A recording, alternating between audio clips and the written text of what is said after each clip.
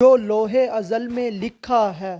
سب تاج اچھالے جائیں گے، جب ظلم و ستم کے کوہ گراں سب تخت گرائے جائیں گے، ہم دیکھیں گے، ہم دیکھیں گے۔ السلام علیکم ناظرین، اس وقت امپورٹڈ حکومت اپنی پوری جد و جہد اس کام میں لگا رہی ہے کہ عمران خان کو گرفتار کیا جائے، لیکن اگر ہم دوسری طرف سوچیں یہ عمران خان کو گرفتار کر کے کیا کریں گے تو ہمارے سامنے 5 دلچسپ حقائق آتے ہیں۔ ان حقائق کو جاننے کے لیے ہمارے اور اپنے اس چینل کو سبسکرائب کریں اور بیل آئیکن پر کلک کریں تاکہ آپ کو آل انفو کے پلیٹ فارم سے انفارمیشنل ویڈیوز مل سکیں۔ ناظرین، عمران خان کو گرفتار کر کے سب سے پہلا کام کیا کیا جائے گا وہ یہ ہے، نمبر 1،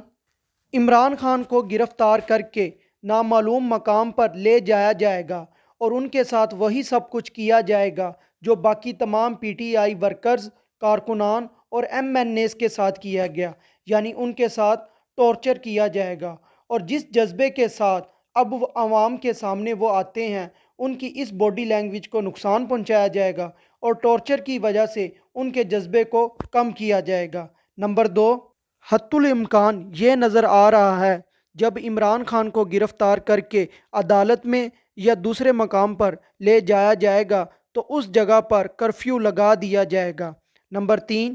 پی ٹی آئی کی عادت اور وکلا بار بار یہ کوشش کر رہی ہے کہ عدالت اس بات پر راضی ہو جائے کہ ویڈیو لنک کے ذریعے عمران خان کی پیشی کروا دی جائے، لیکن حکومت کے کارندے بار بار اس کوشش میں ایک بڑی باڑ ثابت ہوتی نظر آ رہے ہیں۔ ان کو عدالت سے ویڈیو لنک کے ذریعے پیشی کی اجازت نہیں مل رہی،